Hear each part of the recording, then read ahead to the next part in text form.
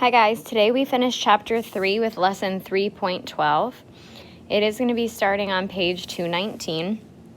And don't think this is anything too crazy. It's basically just kind of reviewing the different ways that you can add or subtract, especially if you have more than two numbers.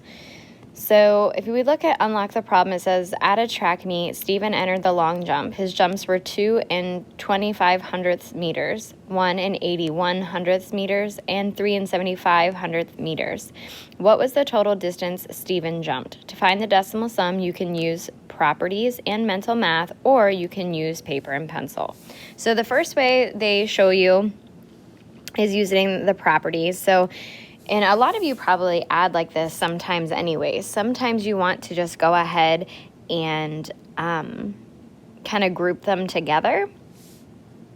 So they show you the commutative property or associative property. So this one at the top here, this is the commutative property because it's just showing you that it doesn't matter in what order you add or you can also multiply in, you will still get the same answer. So they're just showing you different orders in which you could add those three numbers and you would still get the same answer.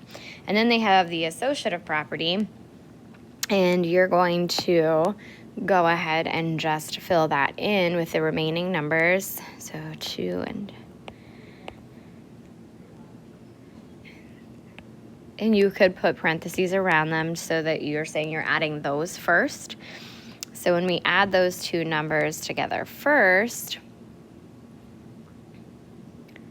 which would be 5 and 5 is 10, 7 and 3 is 10, and that would be 6. And then you can add on the last remaining number and get 7 and 81 hundredths. So nothing too crazy. Basically what you do already is just putting a label on it. The other way is you could write them vertically and add straight down. So 5 plus 1 is 6. 6 plus 5 is 11. 2 plus 8 is 10. Plus 7 is 17. Plus 1 is 18. 2 plus 1 is 3. Plus 1 is 4. Plus 3 is 7. So you would get 7 and 81 hundredths as well. This way is typically more the way that you guys will probably do it, but you're more than welcome to set it up in the associative property if you wanted. Then the other way is obviously just doing it. They said you could use a calculator, but ideally just lining it up vertically is how you want to do that. I'm going to go ahead and skip these couple pages here. We're going to go to here, and on page 221 for on your own, I'm going to do problems 7 through 10 with you. Just really, this is kind of just a review for you guys. It really isn't anything new. It's just giving you a little bit more practice before our test. Remember, we test on Friday. So let's do this. So I have 18 and 39 hundredths plus 7 and 56 hundredths. So 9 plus 6 is 15. 3 plus 1 is 4. 4 plus 5 is 9. Decimal comes straight down. 8 plus 7 would be 15. And 1 plus 1 is 2. So you should have 25 and 95 hundredths.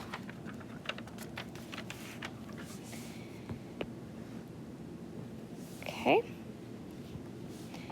And now this one is a subtraction one, and we actually have to write it vertically.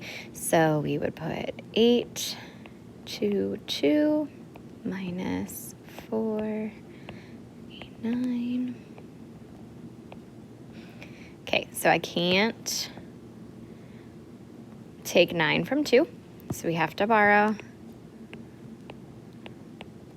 12 minus 9 is 3. Can't do that, so we got to borrow. 11 minus 3 would be 8.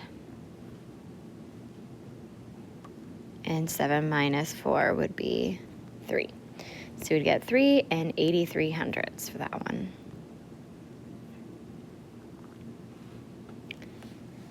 Next is another subtraction problem, and you are going to have to write that in. So I have 93 and 6/10 minus 79 and 84 hundredths.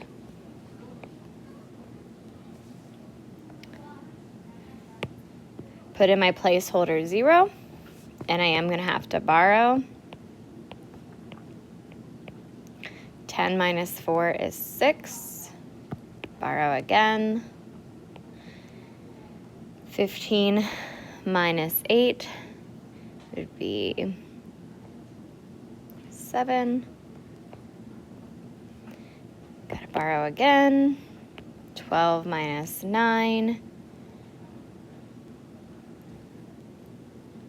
is 3. And 8 minus 7 is 1. So to have 13 and 76 hundredths. And our last one, this one has 3. So we're going to go 2 plus 8 is 10. 10 plus 8 is 18. 8 plus 2 is 10. Plus 1 is 11. Plus 1 is 12. 1 plus 1 is 2. 2 plus 2 is 4. 4 plus 2 is 6. So you'd get 6 and 28 hundredths. So that's really it, guys. Short video today. Short practice really is all it is. So you guys are assigned problems 1 through 12.